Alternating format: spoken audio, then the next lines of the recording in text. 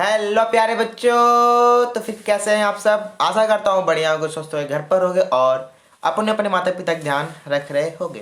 तो फिर जैसा कि आपको पता है कि हम फिजिक्स का चैप्टर 3 जिसे हम बोलते हैं विद्युत, उसका 20 MCQ लगा चुके थे।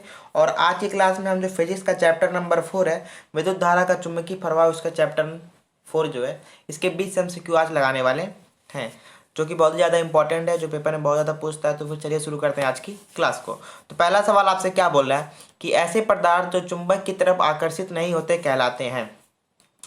ऐसे पदार्थ जो चुंबक की तरफ आकर्षित नहीं होते कहलाते हैं। क्या कहलाते हैं? ऑप्शन नंबर ए चुंबकीय पदार्थ कहलाते हैं, अनुचुंबकीय कहलाते हैं, कि दोनों ही पदार्थ कहलाते हैं, कि इनमें से कोई नहीं।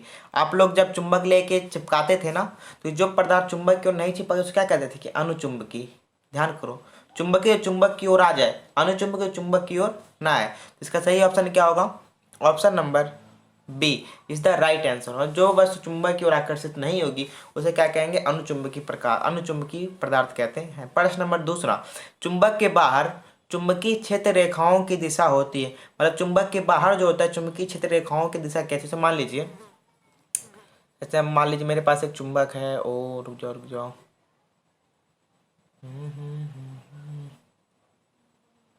मेरे पास चुंबक है। चुंबक में दो पोल होता है, तो चुंबक के बाहर जो चुंबकीय क्षेत्र की रेखाएं होती हैं, वो रेखाएं किस तरह की होती हैं? ऐसे इस कोने से निकलते हैं, सॉरी सॉरी, वो ऐसे निकलती हैं, इधर आके इधर चली जाती हैं। तो इसको क्या बोलते हैं? जो चुंबक के बाहर जो होती है वो क्या आती है? उत्तर से दक्षिण। और चुंबक के अंदर दक्षिण से उत्तर। तो हमसे क्या बोला? चुंबक के बाहर, तो उत्तर से दक्षिण। इसका ऑप्शन नंबर होगा ए इज द राइट आंसर। अब आते हैं इसके आगे वाले सवाल पर। तो विद्युत, प्रश्न नंबर तीसरा, विद्युत धारा द्वारा उत्पन्न चुंबकीय क्षेत्र की दिशा निर्भर होती है। चुंबक क्षेत्र, चुंबक रखने की स्थिति पर, ताप पर, चालक तार के पदार्थ पर, या विद्युत धारा की दिशा पर। विद्युत धारा द्वारा उत्पन्न चुंबकीय क्षेत्र की दिशा किस पर निर्भर होती है? तो इसका सही ऑप्शन है ऑप्शन नंबर डी, विद्युत धारा की दिशा पर। अब आते हैं चौथा नंबर का सवाल, किस नियम में अंगुलियां चालक के चारों ओर चुंबकीय क्षेत्र की क्षेत्र रेखाओं की दिशा पर में लिपटी होती हैं? बताइए वो कौन सा नियम है कि इसमें अंगुलियां चालक के चारों ओर चुंबकीय क्षेत्र की क्षेत्र रेखाओं की दिशा में लिपटित रहती हैं? दक्षिण हस्त नियम बोलते हैं, कि वाम हस्त अंगुष्ठ नियम बोलते हैं, कि फ्लेमिंग का नियम बोलते हैं, कि इनमें से कोई नहीं? तो फिर इसका सही ऑप्शन है ए, दक्षिण हस्त अंगुष्ठ नियम। अब आते हैं अपने नेक्स्ट नंबर के सवाल पर। तो फिर पांचवें नंबर का सवाल आपसे क्या कह रहा है कि विद्युत फ्यूज विद्युत धारा के किस सिद्धांत पर कार्य करता है? उसमें सिद्धांत पे कार्य करता है, रासायनिक पे, चुंबकीय पे, या इनमें से कोई नहीं? जो हमारा विद्युत फ्यूज होता है वह विद्युत धारा के जिस सिद्धांत पे कार्य करता है उस सिद्धांत का नाम है ऑप्शन नंबर ए, मतलब उसमें सिद्धांत पर काम करता है। और प्रश्न नंबर 6, 1 किलोवाट घंटा किसके बराबर होता है? 0.36 इंटू 10⁻10 जूल, या ऑप्शन नंबर बी 3.6 10⁻6 जूल, या 1.6 इंटू 10⁻19 जूल, या इनमें से कोई नहीं? तो इसका सही ऑप्शन है 1 किलोवाट घंटा किसके बराबर होता है? 3 इंटू 10⁻6 जूल के बराबर होता है। इसका option number B, option number क्या होगा? B is the right answer. अब आते हैं अपने हम सातवें नंबर के सवाल।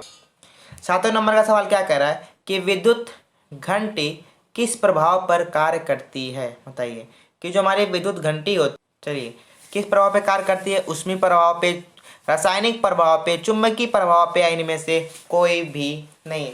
इसका सही ऑप्शन है जो विद्युत घंटी होती है वो किस प्रभाव पे कार्य करती है? चुंबकीय प्रभाव पर। Option number C is the right answer. अब आते हैं आठवें नंबर का सवाल पे। लघुपतन के समय परिपथ में विद्युत धारा का मान क्या होता है? बहुत कम होता है, परिवर्तित नहीं होता, बढ़ जाता है, निरंतर परिवर्तित रहता है। तो लघुपतन के समय जो परिपथ में होता है विद्युत धारा का मान क्या होता है? बढ़ जाता है। तो इसका ऑप्शन नंबर होगा सी इज द राइट आंसर। अब आते हैं हम कुछ आगे के सवाल पर। 9वें नंबर का सवाल क्या कहता है? डायनेमो का सिद्धांत आधारित है। डायनेमो बोलो जनरेटर, जनरेटर का किस सिद्धांत पर कार्य करता है? विद्युत चुंबकीय प्रेरक के सिद्धांत पर, या प्रेरित विद्युत पर, धारा के ऊष्मीय प्रभाव पर, इनमें से कोई नहीं? तो आपको बताना चाहता हूँ कुछ हमारा डायनेमो होता है, बोले तो जनरेटर होता है, वो जिस सिद्धांत पे कार्य करता है उस सिद्धांत का नाम है विद्युत चुंबकीय प्रेरक का सिद्धांत। Option number A is the right answer. ठीक है, अब आते हैं 10वें नंबर का सवाल। जल विद्युत संयंत्र किस ऊर्जा को विद्युत ऊर्जा में रूपांतरित करता है। आप लोगों ने डैम देखा होगा, तो डैम में पानी से बिजली बनाई जाती है ना। तो पानी को पहले इकट्ठा करते हैं। जब पानी इकट्ठा होता है उसमें कौन सी ऊर्जा रहती है, स्थिति ऊर्जा। तो इसका ऑप्शन नंबर होगा डी। मतलब जल विद्युत संयंत्र में किस ऊर्जा को विद्युत ऊर्जा में रूपांतरित करते हैं, स्थिति ऊर्जा को। तो option number D is the right answer. अब आते हैं अपने हम अगले नंबर के सवाल पर। 11 नंबर का सवाल, विद्युत बल्ब में कौन सी गैस भरी जाती है। निर्वात रहता है कि वायु भरी रहती है कि निष्क्रिय गैस भरी रहती है कि हाइड्रोजन गैस भरी रहती है। तो विद्युत बल्ब में जो गैस बनी रहती है उस गैस का नाम है निष्क्रिय गैस भरी रहती है। Option number C is the right answer. अब 12वां नंबर का सवाल, भारत में उत्पादित प्रत्यावर्ती विद्युत धारा की आवृत्ति होती है 50 हर्ट्ज, 60 हर्ट्ज, 70 की 80। तो इसका सही ऑप्शन है ए, बोले तो 50 हर्ट्ज। तो अब आते हैं हम नेक्स्ट नंबर के सवाल पर। 13 नंबर का सवाल, हमारे देश में विद्युतमय तार एवं उदासीन तार में कितना अंतर होता है।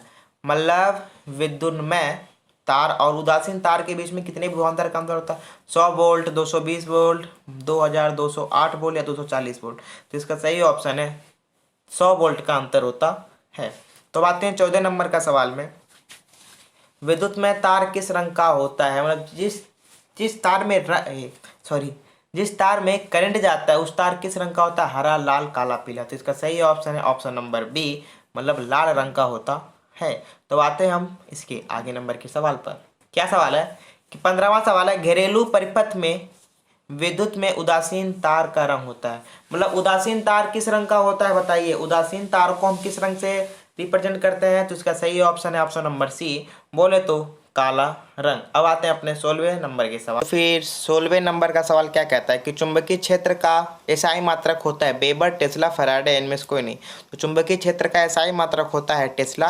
इसका option number B is the right answer. अब आते हैं 17वें नंबर के सवाल में, विद्युत चुंबकीय प्रेरण की खोज किसने की थी। फैराडे ने की थी, मैक्सवेल ने की थी, फ्लेमिंग ने की थी, एम्पियर ने की थी।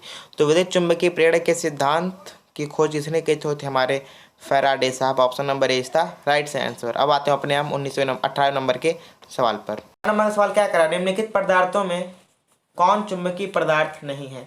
लोहा, निकेल, पीतल, कोबाल्ट। तो इसका सही ऑप्शन है ऑप्शन नंबर सी, बोले तो पीतल। ठीक है। अब आते हैं हम 19वां नंबर का सवाल, पृथ्वी का विभव होता है ऋणात्मक, धनात्मक, शून्य या अनंत।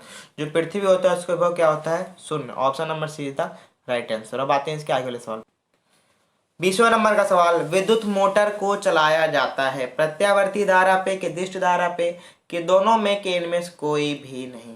जो हमारा विद्युत मोटर होता है उसको हम चलाते हैं एसी में भी और डीसी में भी। तो इसका सही ऑप्शन होगा ऑप्शन नंबर सी, मतलब दोनों में। किसमें, दोनों में। तो फिर यहाँ पर हमारे बेस क्वेश्चन हो जाते हैं समाप्त। तो फिर आज के लिए इतना ही। एंड फिर कल की क्लास में देखो, कल की क्लास में इसका जो आगे वाला पार्ट है हमारा पर्यावरण शायद, हाँ हमारा पर्यावरण, उसका लाएंगे 20 MCQ। फिर उसके बाद हम केमिस्ट्री पास आएंगे, पहला चैप्टर, दूसरा चैप्टर, तीसरा, फिर चौथा, उसके बाद मैथ, फिर हिंदी, ऐसे करते के चला जाएगा। ठीक है। तो फिर आज के लिए इतना ही। आशा करता हूँ वीडियो आपको पसंद आया होगा, और जो लोग अभी हमारे चैनल पर नए हैं सब्सक्राइब करना ना भूलें। एंड तब तक के लिए टाटा और बाय प्यारे बच्चों।